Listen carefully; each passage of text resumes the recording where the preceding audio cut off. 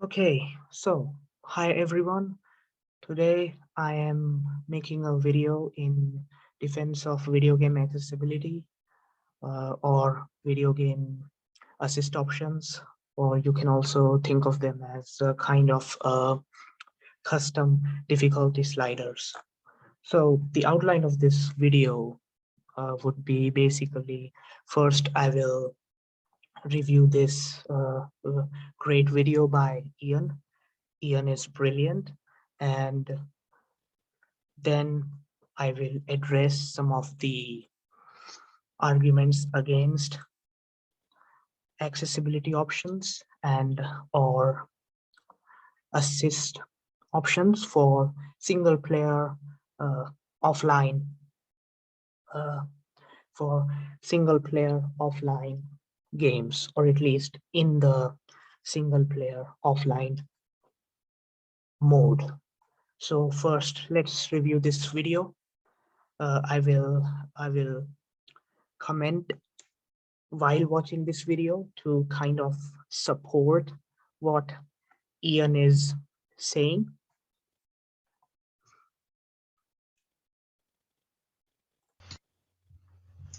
This game was designed with a specific difficulty in mind. I'm fine with accessibility options, but not difficulty options. Accessibility and difficulty are different things, and I hate when people try to conflate them. So these are some of the common arguments, or I suppose common statements that people make when they are uh, this is a view. This is seems to be a common view uh, when people want to say that uh, that games like uh, Dark Souls or Soulsborne kind of games do not uh, require, do not need difficulty settings. And I think Ian is going to address this statement in a pretty good way. Maybe some of these sound familiar to you. If not, you should feel grateful. But anyway, that's what I'm here to talk about. Those two words, difficulty and accessibility. Are they conflated? Should they be? And what is the relationship between them? I'm going to start with one core truth. Difficulty doesn't exist in games. Games don't have difficulty. That concept is not valid. What games actually have is barriers, and difficulty, on the other hand, is something that springs into existence when people play the game. It's something that players experience as a product of their personal capabilities versus the barriers that a game presents.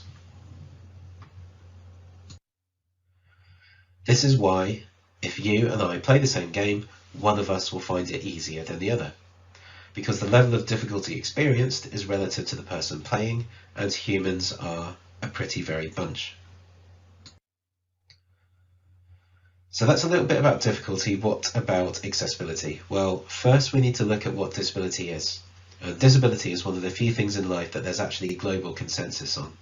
It's defined as part of the UNCRPD, which is the United Nations Convention on the Rights of Persons with Disabilities, which nearly every country on earth is signed up to.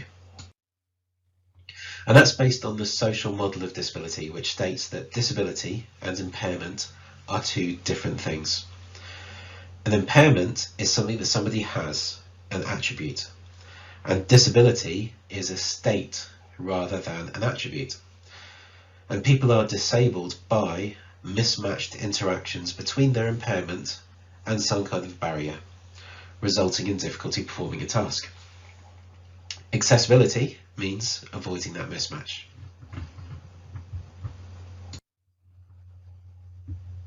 So, difficulty is the product of capability versus barrier.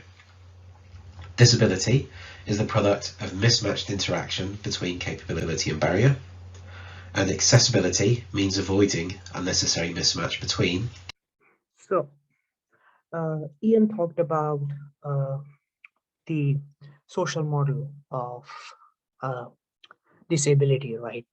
And uh, there are a few other models too. And I think compared to the other models, uh, the social model is, I think, the so far something that is very good or helpful for the society and individuals overall. The social model is in some sense better for everyone. So so to kind of give an explanation, I suppose, of social model and like comparing social model with another model of disability. So there are these two models, medical model and the social model. Uh, so the medical model considered uh, disability as like a direct defect, right? And the person needed to be cured or fixed, you know. And the social model takes, suppose, an interesting approach here. So for let me give you an example, right? So suppose some person is blind, and uh, doctors are, trying to find a cure for the blindness. And it is great to, uh, find treatments and cures for certain impairments that people do not like. However, sometimes people like to stay or like the situation, like the impairment that like they are satisfied with the impairment they have, such that they do not want to cure or like fix themselves. So let me give you an example here. So so imagine a blind person who loves to read braille books, right? And this person does not want to cure his blindness. The person is happy and satisfied with their experience. The person does have a choice to cure his blindness, but simply chooses not to. Having a world that accommodates his preferences would mean a happier world with a more varied set of activities available for more and more people. Forcing this person to get cured would be interfering with his freedom, and we would lose the market for braille books. And as such, this activity would be lost.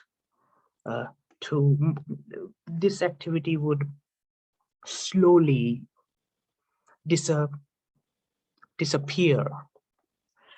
And even non-blind person today can buy braille books to learn how to read, even when your eyes are closed.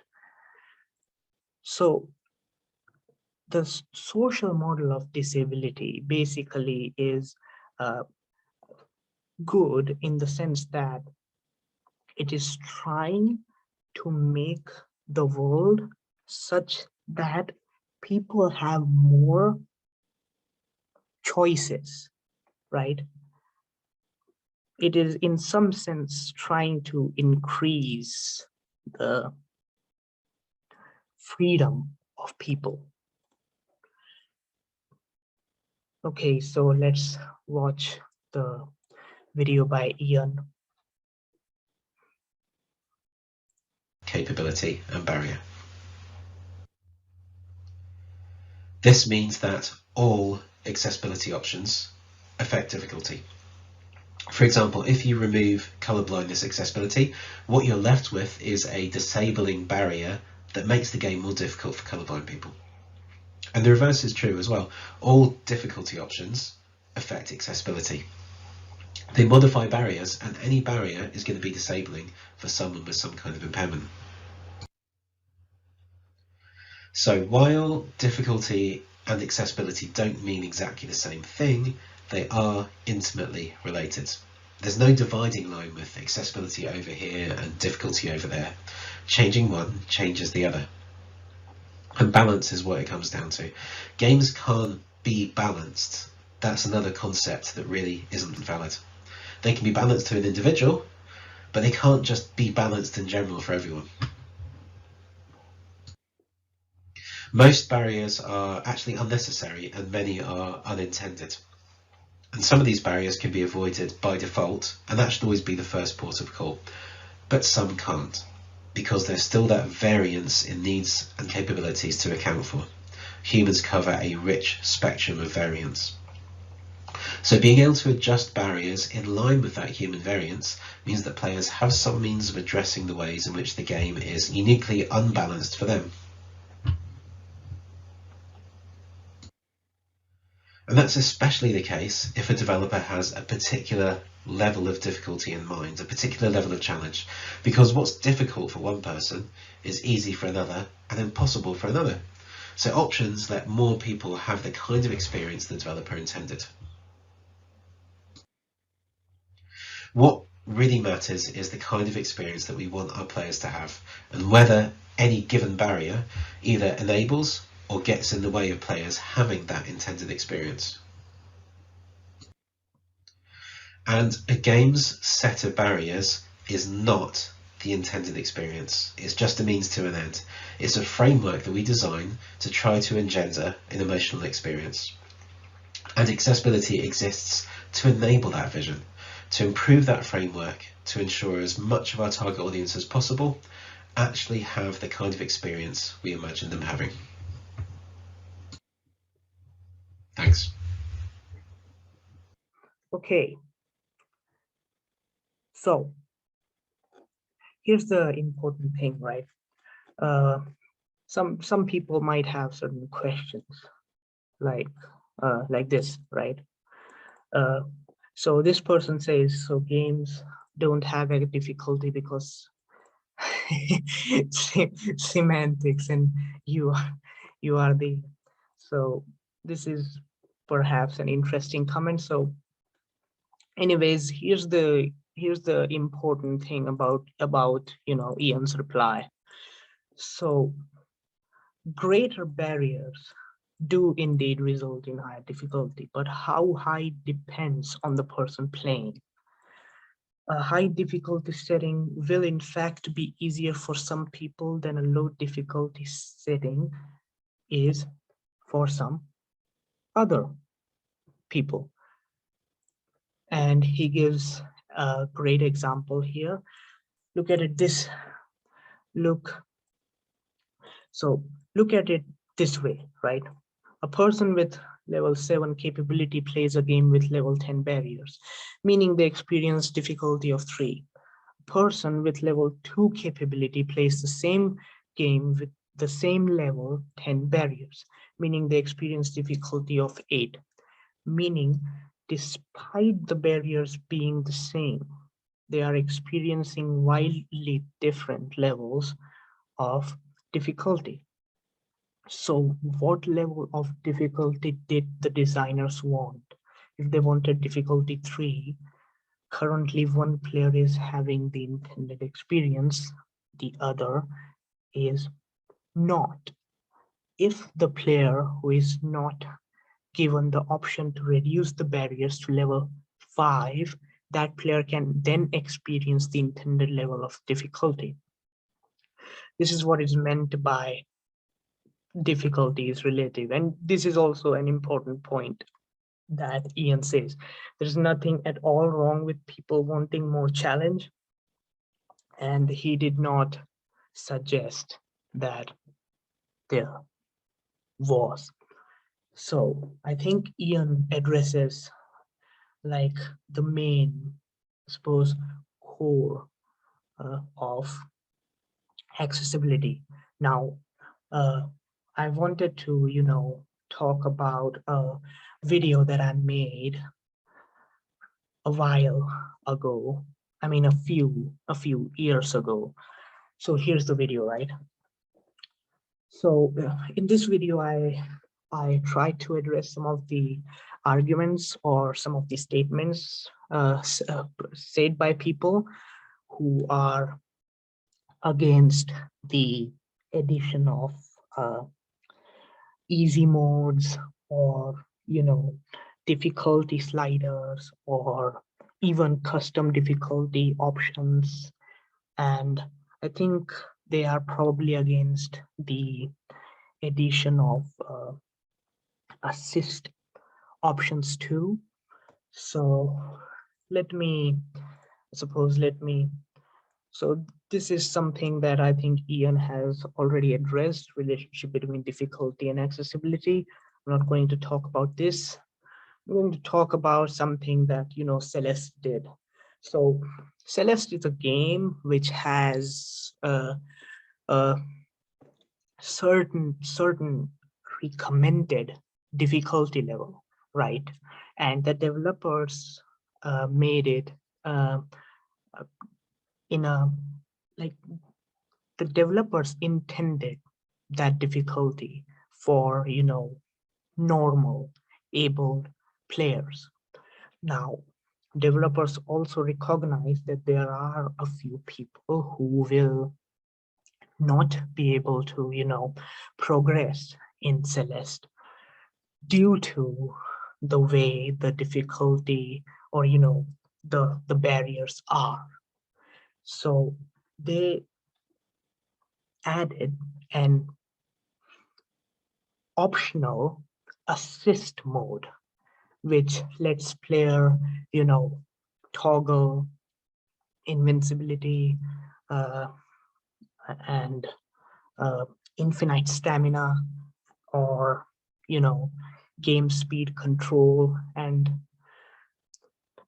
you could think of them as assists, or you can also think of them as like good old single player game cheats, right? So if like uh, the From Software developers who have made Dark Souls, Bloodborne, and uh, Elden Ring, right? If they can like just add these kinds of options, these kinds of accessibility options, which are helpful for people with cognitive disability, or people with certain motor disability, or people with certain physical disability. So this mode is can be helpful for them, and it is. There were comments I saw by people who said that uh, they found these options really helpful in Celeste. I will talk about that later in this video. I will post some of the images of people liking these assist options or custom options. Okay, so this is these are some of the arguments that people present against uh, the addition of optional modes, or assist options or accessibility options. So this is the first argument, right? Developers should not compromise their vision for accessibility.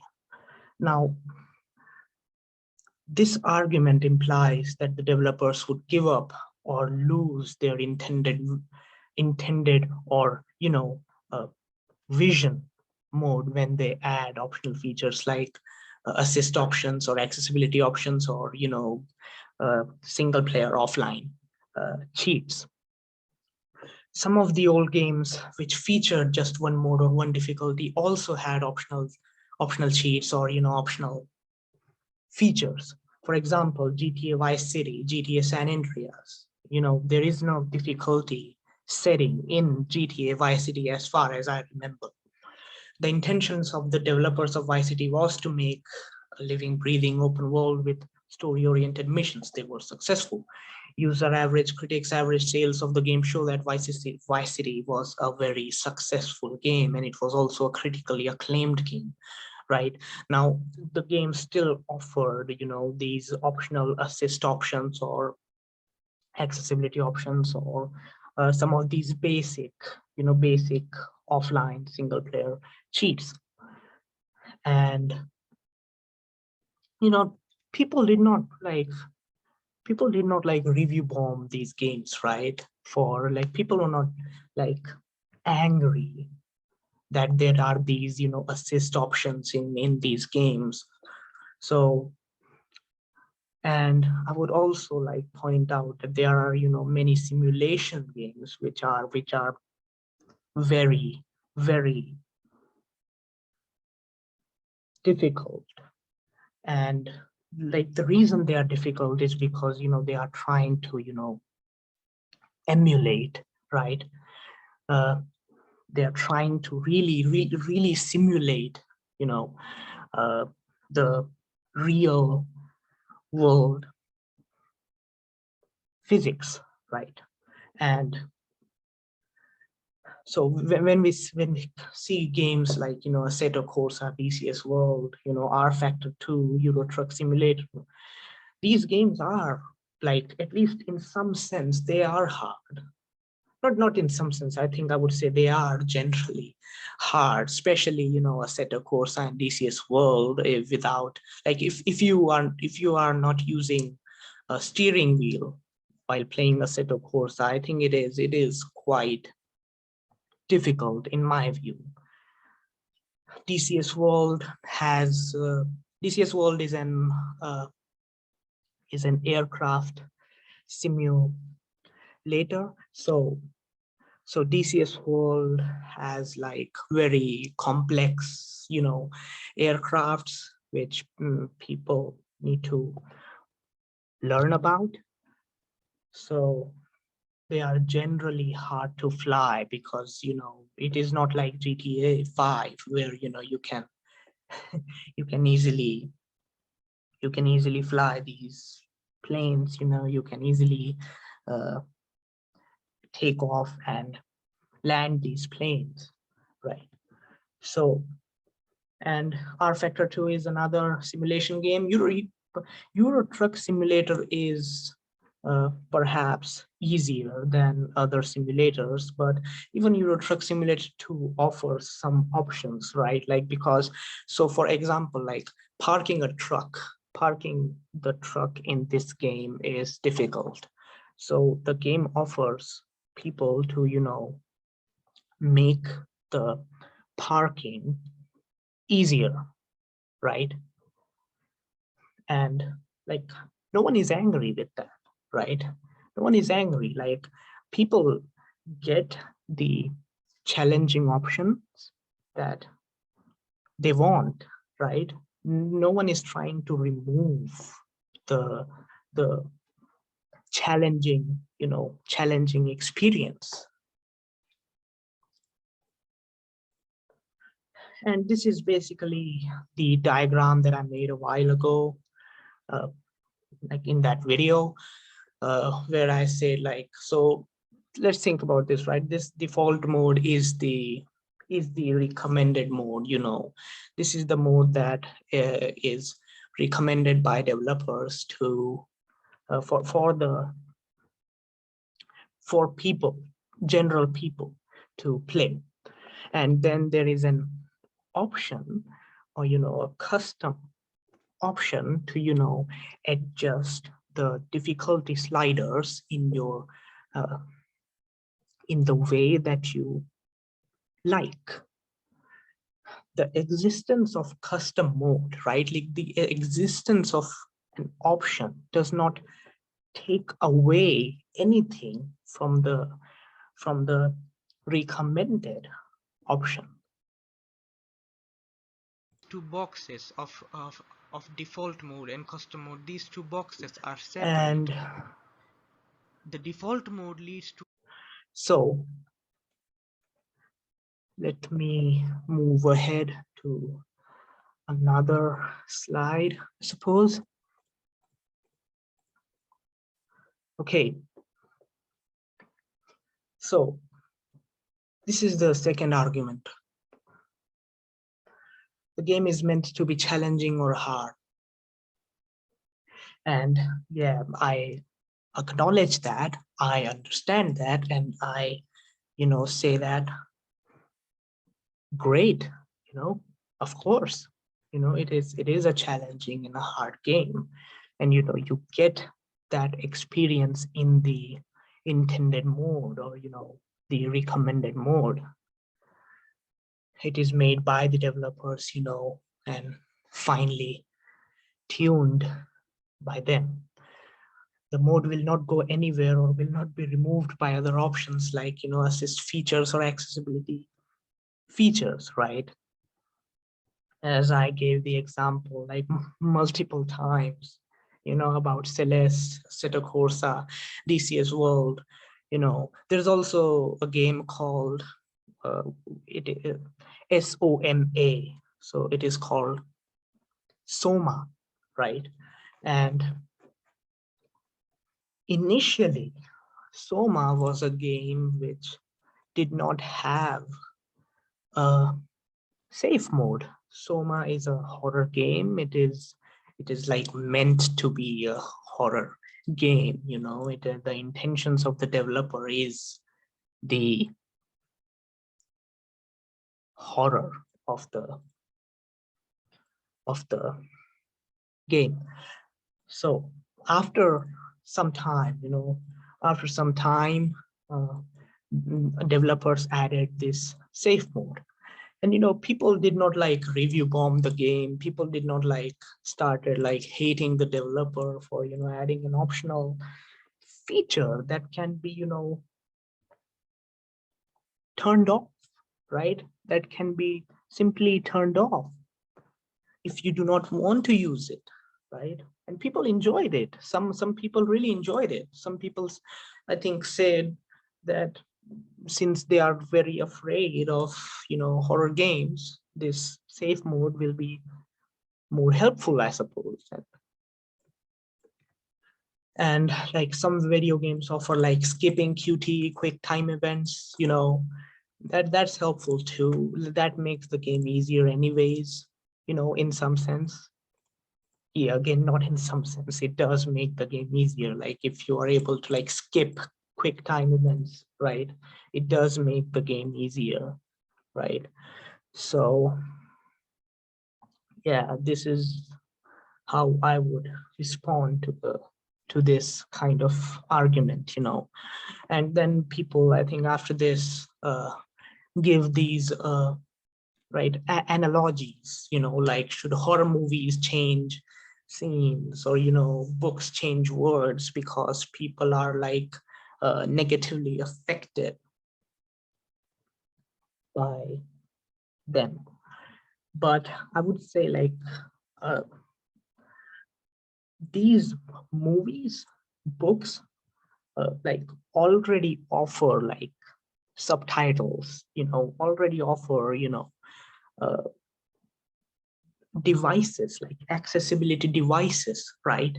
And like let's take an example for a horror movie, right? So suppose someone just want to like see the cinematography of the film, right? He does not want to see the horror, right? So the person buys, uh, a Blu-ray, right? And, watches the movie on his DVD player, right? And using that, he can, skip any kind of really harsh horror scenes, right? And the person can,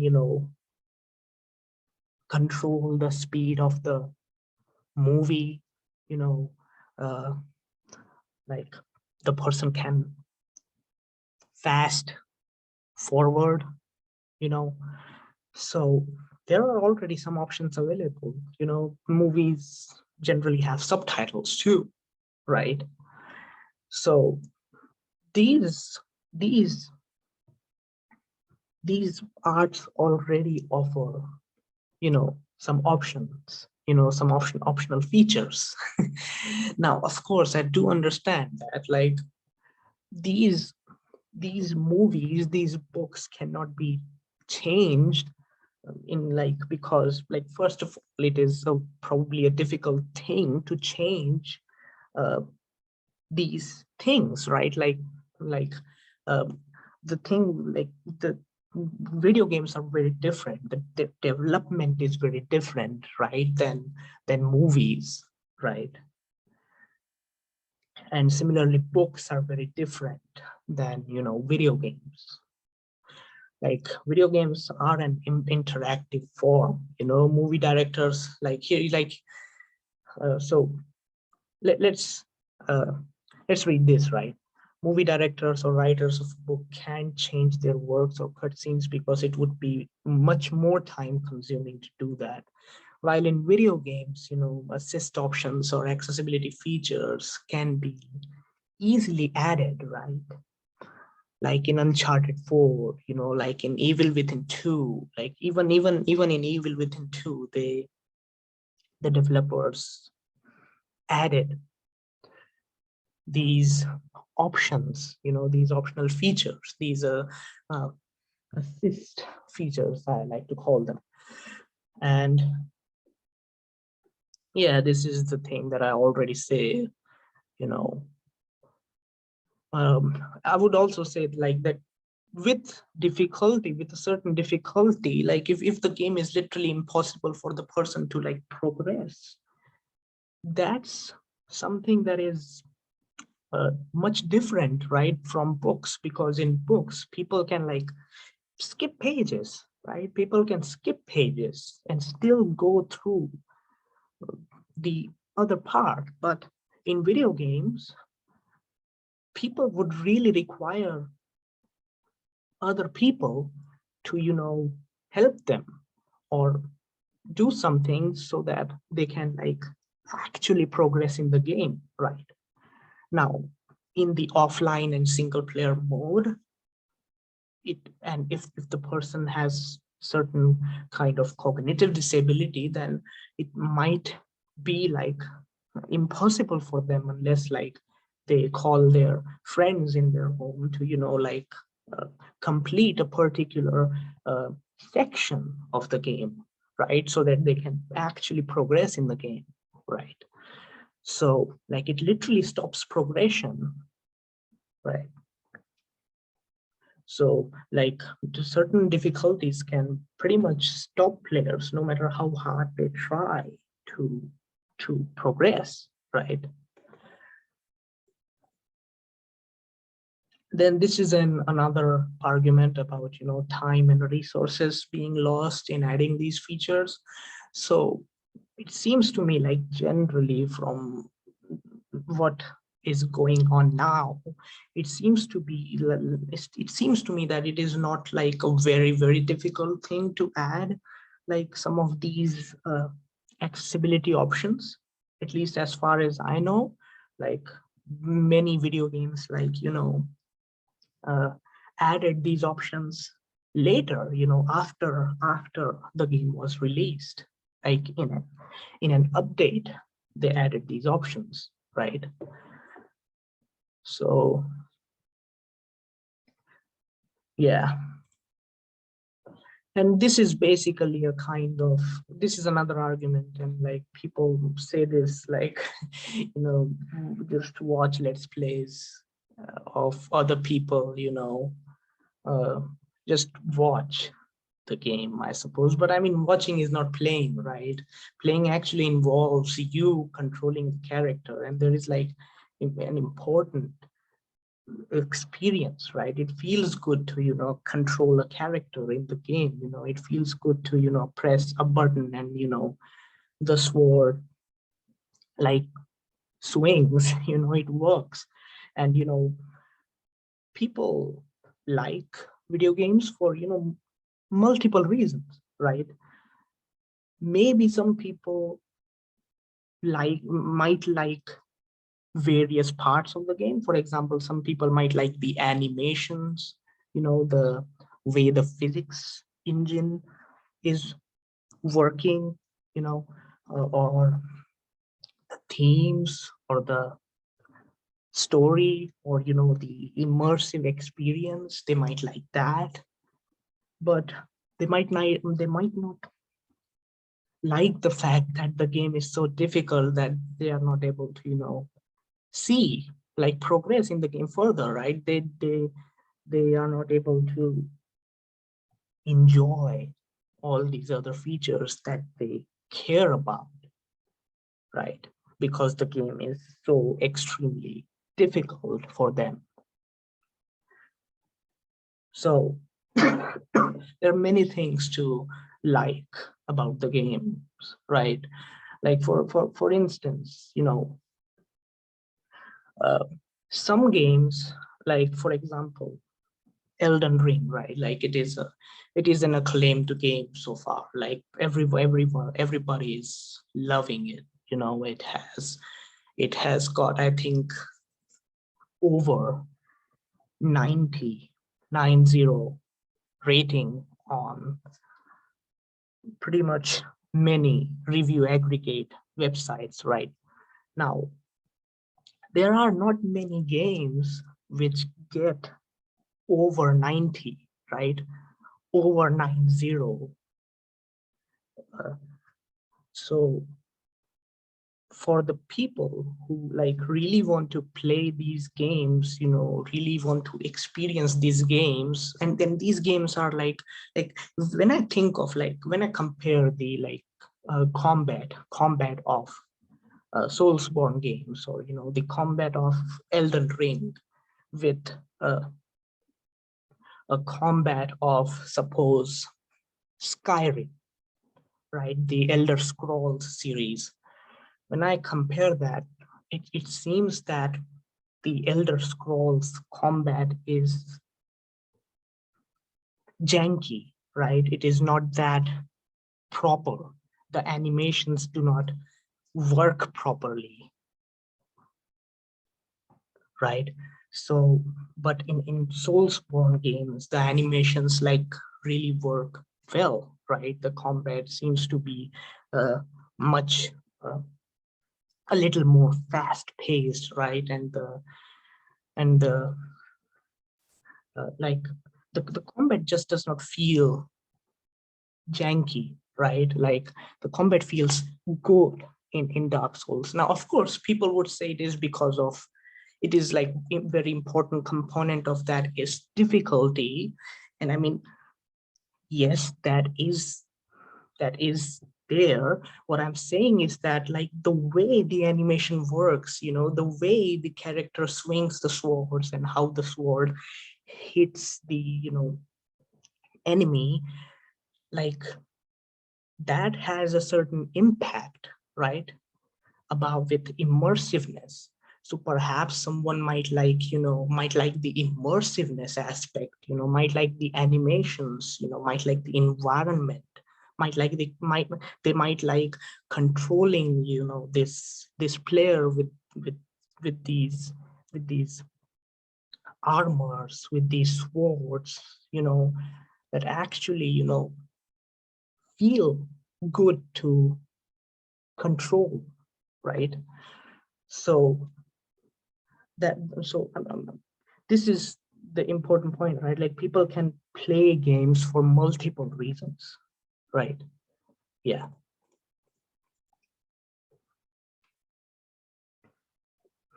Okay, so this one, yeah, I mean, basically I talked about like in a movie, you cannot control character, but in video games you are able to like control the character, like actually be immersed in the game. This is another argument. Yeah, so people present this argument basically, to say that the game already offers offers some features, right? And there is no requirement. There is no requirement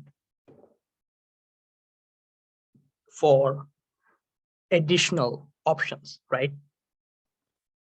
And what I would say is that it depends, first of all, right? Like what kind of features that the game is offering to lower the difficulty. Like people say it is called, summoning, like you can summon someone, I would say that it is like if you summon someone, right? If you summon a good player and he just basically does all the work, right? He does all the work, I suppose. And you do not get to like hit the enemy, maybe that experience would not be that fun, for the person who is playing the game for multiple other reasons that I stated earlier, right? And the thing with summoning is that, like, if you have friends online, like if your internet connection is not that good, then due to lagging or server issues or something that can negatively affect your experience with the game.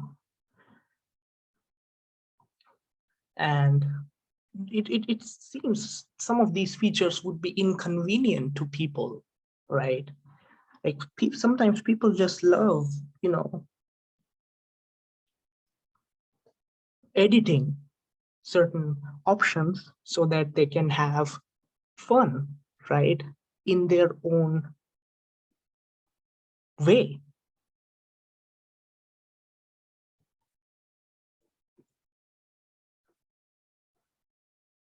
Yes, so this argument, I mean, this argument seems more like, I suppose this argument is strange to me. Like I don't think that game the game plays itself, or like the AI is playing the game when you like lower the difficulty.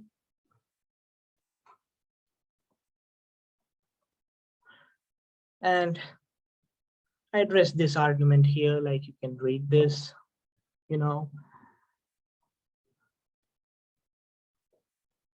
like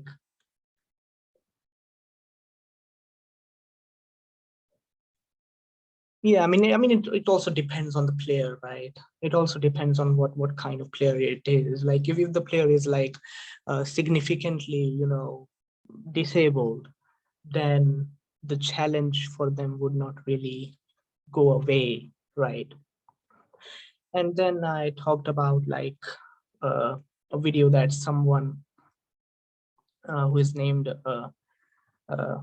Never Knows Best. So I'm going to address I address some of his arguments there. And yeah, so let me see what's after this. Okay, so this is an important argument, but do not read this part. Do not read my response, because at that time my response, was not that good. So here's my current response, right? Here's my new, more useful, more like better response, I suppose. So check this out, right? So he says, like, there is no evidence that existence of easy mode has or had not hurt some games in the past. Therefore, there shouldn't be an easy mode in, this game. So here's what I will say, right? There is no evidence that, here's how I would interpret his argument, right? So two things, right? This is a different claim and this is a different claim. There is no evidence that existence of X in Y has had not heard some Ys. Therefore, there shouldn't be X in Y, just to be cautious, right? Then this is a more, I suppose, maybe a more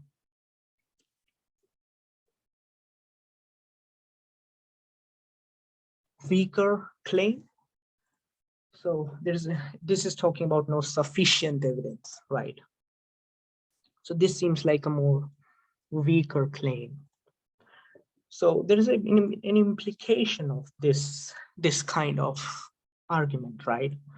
It seems to be that he's talking about there is a possibility that X can hurt Y. So this thing shouldn't be in this another thing, right?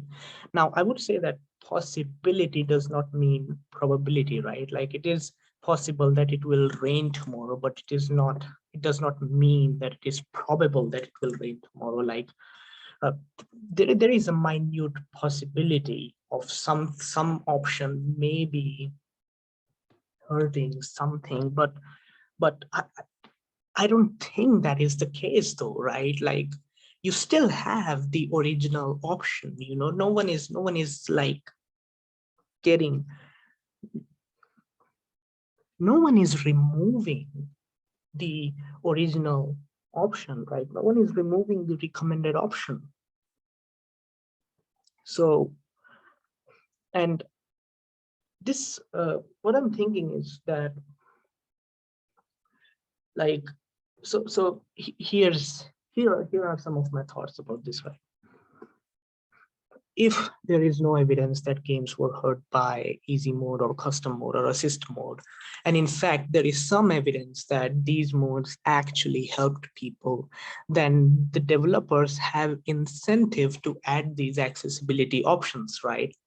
Now, I have personally found evidence that these accessibility options are helpful for people with disabilities, and even people with non-disabilities do not seem to have any problem with these accessibility or assist options.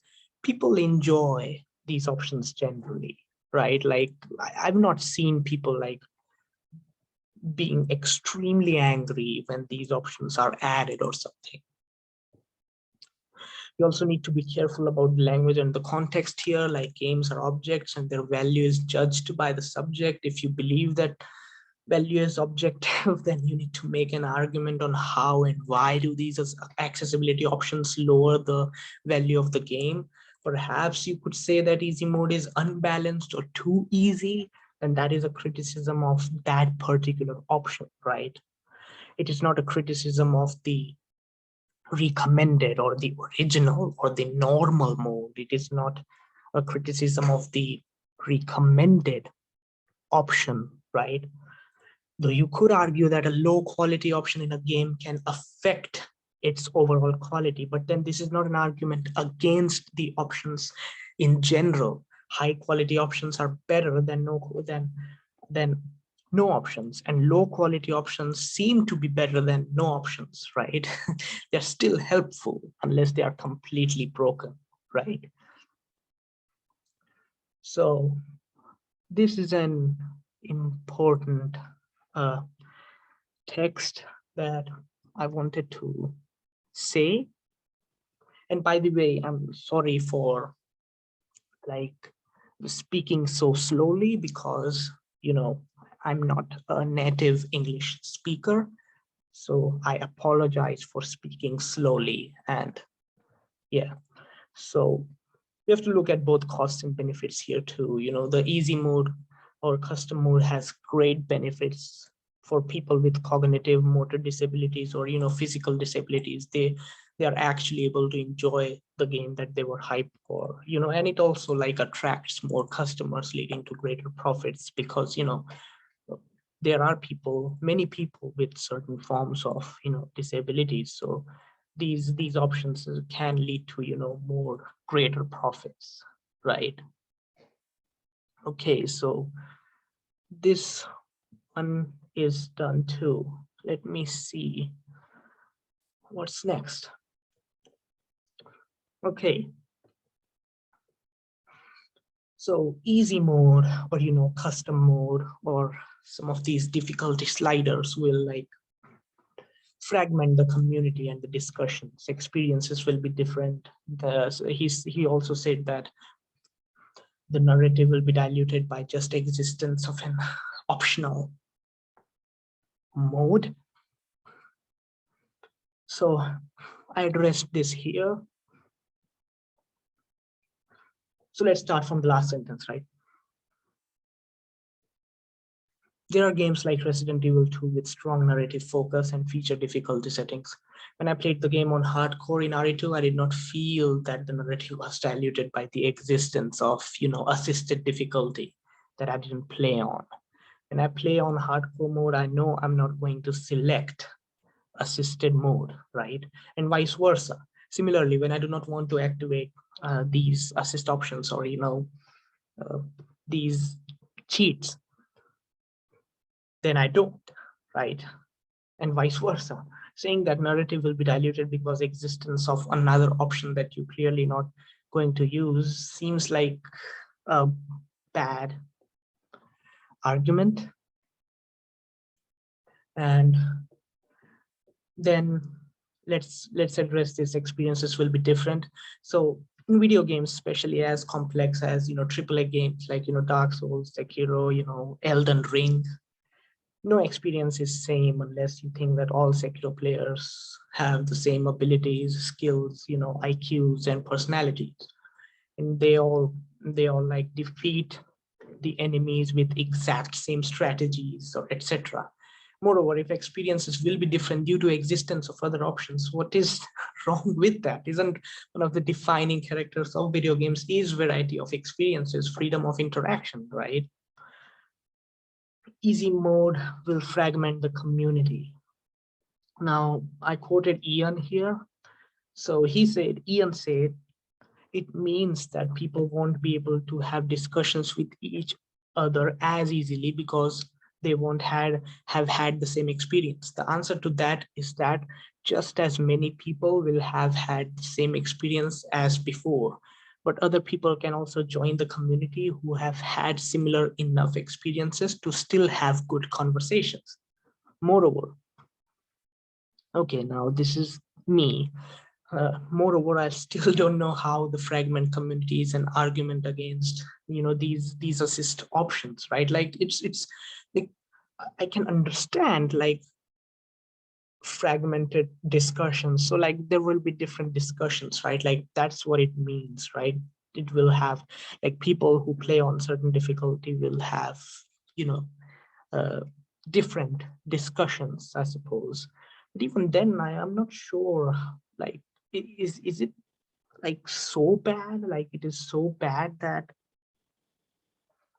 you are going to like stop? Like, you like, is it so bad that you have to tell like people with disabilities that sorry, play a different game?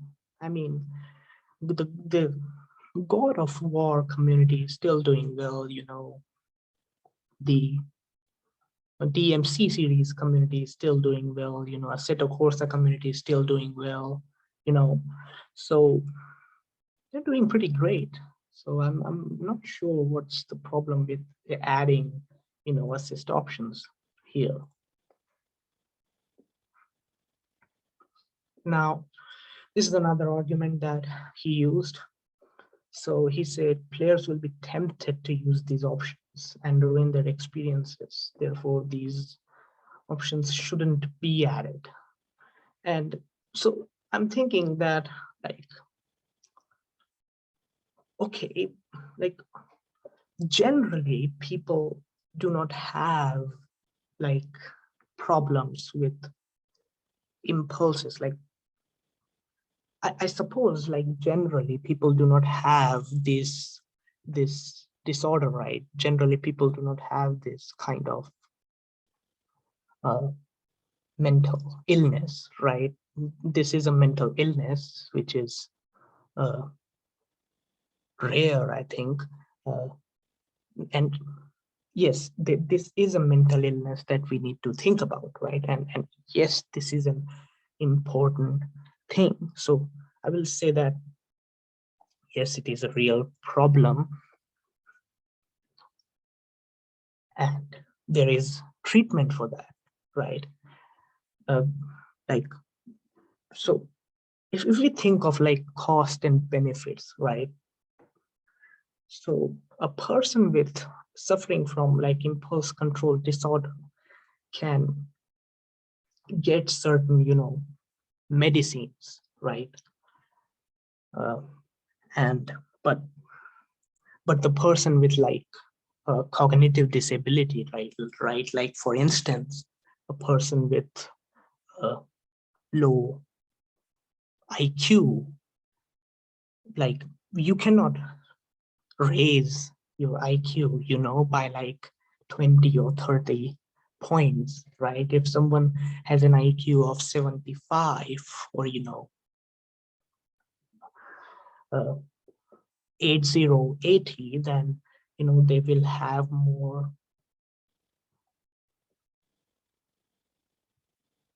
problems with playing a very difficult game generally, right? So, and they do not have like cures, there is no cure for like very low IQ, right? But someone might want to play the game because, they like the genre of the game, like Elden Ring, Dark Souls, and these games have a kind of, history, fantasy genre, right? Like dark fantasy genre, and people like that genre, right? So someone with perhaps like motor disability might want certain options, and those options will be really helpful for them. And as I said earlier, right, that it seems to me that if we think about like how many disabilities people suffer from, and like there are many disabilities that currently like do not have like these very good medical treatments, or at least those disabilities, like those people with disabilities have limited options already, right? So we have to think about the cost and benefit examination, right? And I think if we do this cost and benefit examination, then we would find that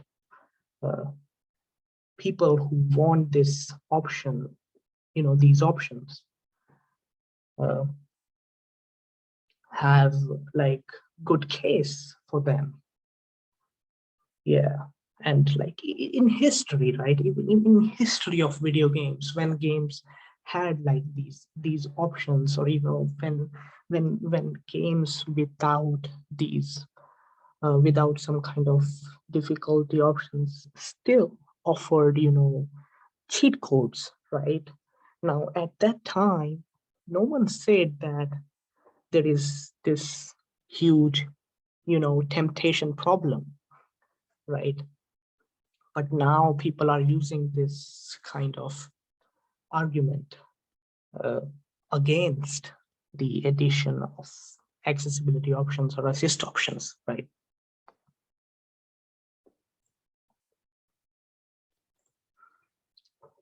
Okay, so this is basically the general, like people say this, find different hobbies if you don't feel sense of pride and accomplishment because you are, missing out. I mean, I would say that like people find enjoyment in different things for different reasons, right?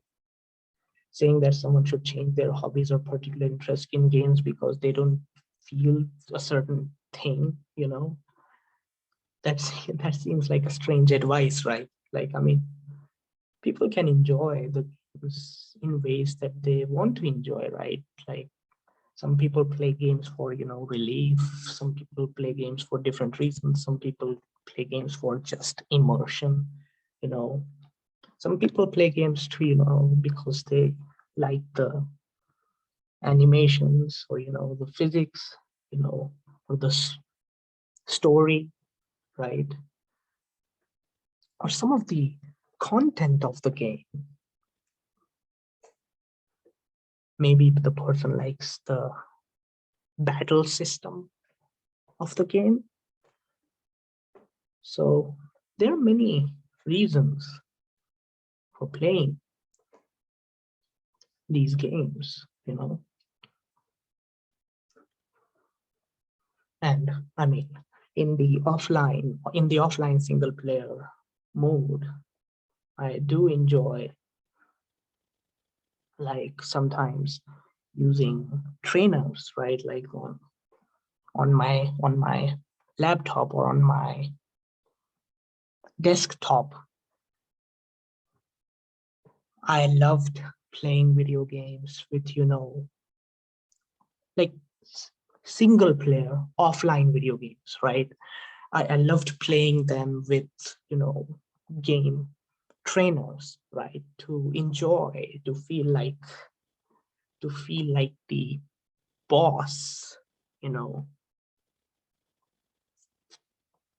to feel like a really strong character in the game. Some people enjoy that feeling, right? Yeah. The person says that after time 758. Okay, so what's another argument after Let's this? talk about this. Sense of pride and accomplishment is a feeling. So just Well, a there are other second, feelings too let that make me me play. pause this. Okay.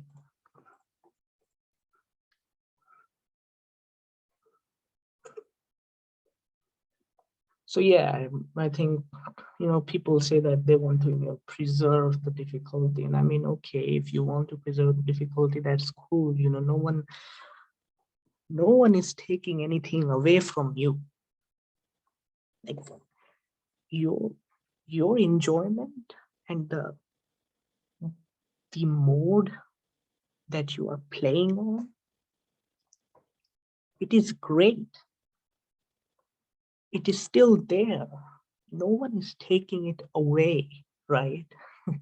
So, I mean, it seems strange, right? Like, I suppose here's my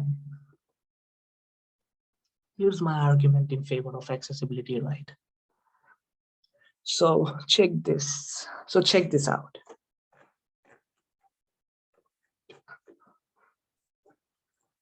Okay. So there will be a point in time where, like, you will be old, right? And you, at that time, you will be suffering from disabilities. Now, would you not want to play the game that you dearly loved, or the game which helped you in depression, or the game which, you are still going to enjoy? People in old age generally love the music or movie that they watched when they were young. They still listen to it.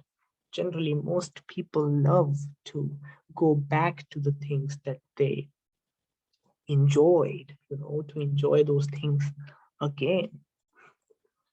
You would be undermining your own future happiness with your arguments against accessibility and custom difficulty options, right? So why argue against these options that help you in the long run, right? If you're okay with other people using these trainers and cheat codes from like third parties in the single player or offline mode, then you should be okay with other people using the same options provided by the developers for the single player offline mode, right? Or in the single player offline mode. So yeah, it kind of feels, yeah. So suppose what are some other arguments? Yeah, so there's another argument, like right, like use hardware like adaptive controllers, Now hardware like adaptive controllers are surely helpful, and they are like brilliant things.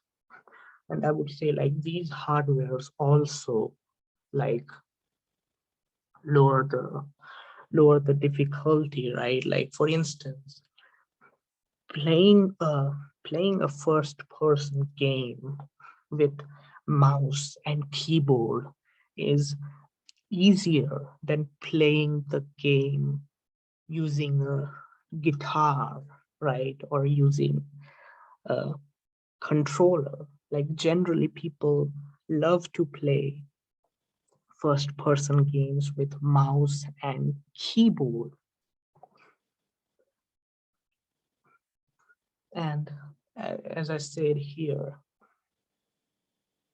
it is not clear if just hardware would be helpful enough, right?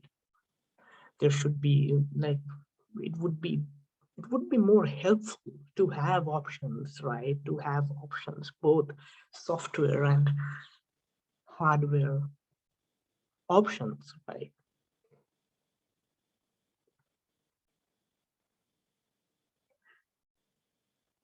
Okay, so this is a long video.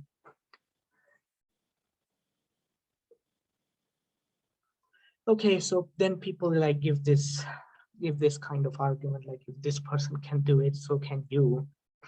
So for example, there was a person, who had a certain disability or impairment, and like they were able to, complete the game even with their impairments or disabilities, right?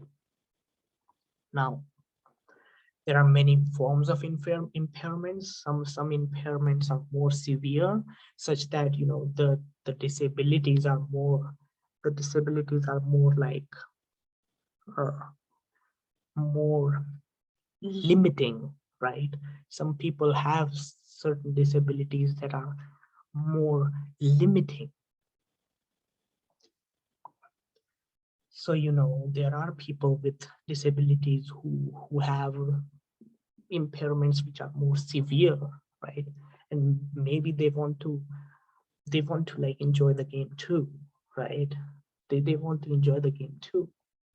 And I mean, it is great to see that people are able to like uh, enjoy the game even with certain disabilities without the addition of difficulty sliders. But there are people with other disabilities who would need these kinds of accessibility or assist options, or who would just enjoy them, right? So like consider me right now. I am not disabled. I do not have any disability, but I do have some mental problems, right? And due to that, it is very hard for me to play a very, very stressful video games. Like these days, it has been really hard. When I was like much younger, I suppose, like when I was like uh, 12 or 13 years old, I was able to play more stressful games. But currently it is very hard for me to play very stressful games. And I would love to play Elden Ring, right? It is a game that is critically acclaimed. It is a game that I like the environment of, It is the game that I like the genre of. It is the game that I like the animation, the physics engine, many things about the game. And on PC, on my laptop, I will like buy the game and play it using play the offline or single player, single player version using like third party software, you know, to make the game less stressful, right? And that's important for me. So to me, to see people argue against accessibility options, or assist options, or these easy modes, it seems a little sad, right? It seems sad, like there are rarely games with over 9090 ratings, right? There are not many games that are critically acclaimed, right?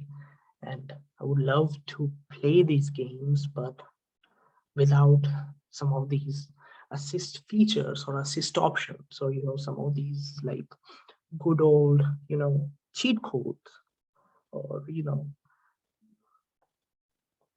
the difficulty sliders, I would not be able to enjoy these games, right? And I mean, it feels sad because it is my situation, right? So yeah. Okay, so these are some of the people who really enjoyed the assist features, or the accessibility features. So check this out, right? Someone said, I normally try to play games on harder settings after I beat it on normal, but when I was suffering with CTS and for months after surgery, I would have to play on easier settings. I might have been able to play Sekiro. This is an important part right here. I might have been able to play Sekiro before CTS, but in its current form, I cannot, right? That's the thing. And then there is another person who said, I'm registered disabled. I have a bone condition that causes pain under duress. Though I have been playing through Sekiro, it's the first game in 2-3 years to cause me real pain after 30 minutes. Yeah, so you see this, right? You see people like there are more people. I think there are more, comments. Yeah, so here are a few more comments of people really wanting, accessibility or assist options. Yeah, so check these comments out.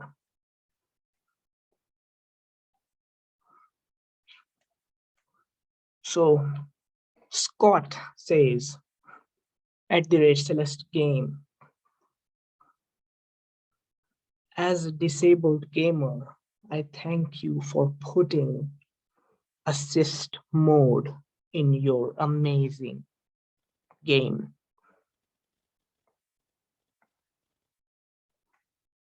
Joseph Reed says, @Matt Thorson, hey, thank you so much for assist mode on Celeste. I'm like so very depressed right now, and playing the game casually with how beautiful it is and the music being so good is really nice. And then there is Adam who says, "Hey Patrick, as someone who plays with arthritis, I'd like to point out at Celeste game and its assist mode for being able to allow me to fully experience the game. I couldn't do Seasides 3 and on, but turning that on let me continue on." Yeah, so that's important. Then there are a few other comments, like for example, so Voiced Gaming said that he's finding Celeste to be enjoyably challenging with invincibility and 50% speed turned on. Without those turned on, it would be impossibly difficult for, so it would be impossibly difficult. And then finally, this is another argument, like games are not for everyone, go go do or play something else. And I mean, that's like, it's like the right,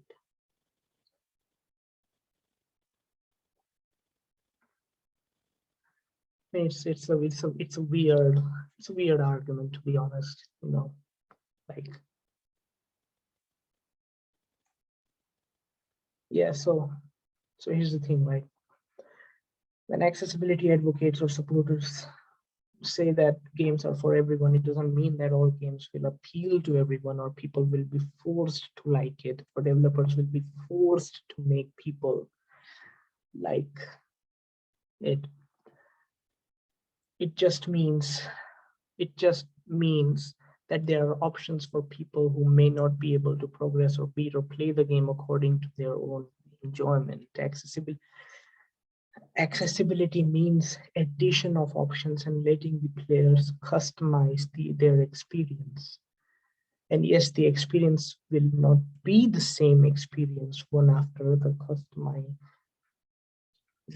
but the thing is, some people will at least be able to play and enjoy the game with those features without hurting anyone else, right?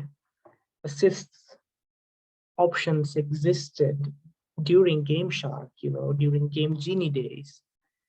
At that time, people did not criticize them for their existence, right? And for PlayStation 3, there is, or maybe it was a great site called Codemasters, who made, custom assist options or custom cheats for PS3 games. No one really hated that, right? It was not a huge controversy. It was not even a small controversy. But with Elden Ring and with like Soulsborne games, people seem to be using these arguments. And that seems really sad, to be honest.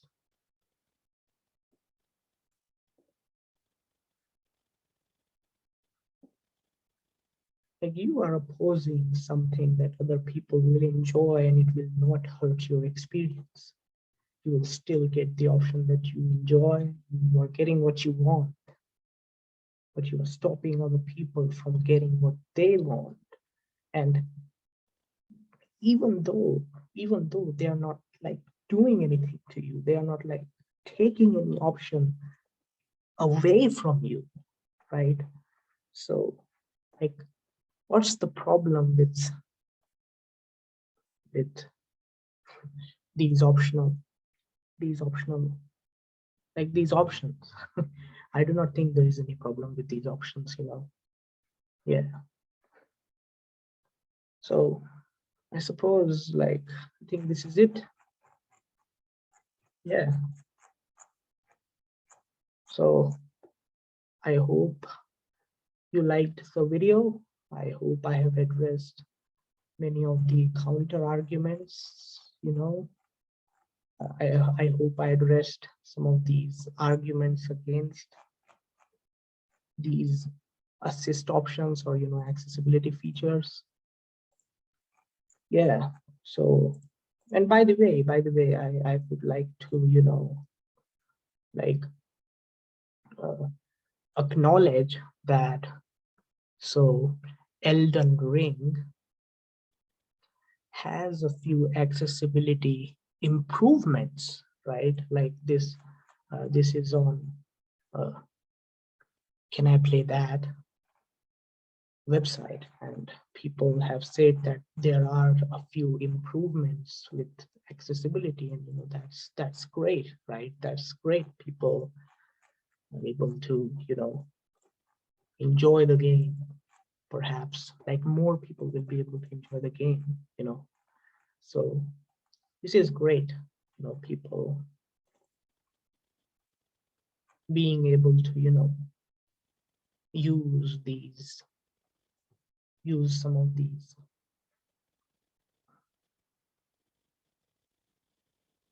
options. Okay, so I think that's it. So I would like to thank the accessibility advocates. I would like to thank Ian. I would like to thank Ian for really working hard for accessibility features. I would like to thank Steve Saylor, and many other accessibility advocates like Steve Spawn, like yeah. So thank you to the accessibility advocates. Thank you to everyone. Okay, everyone. So this is it. Thank you for watching my video. I will see you friends next time.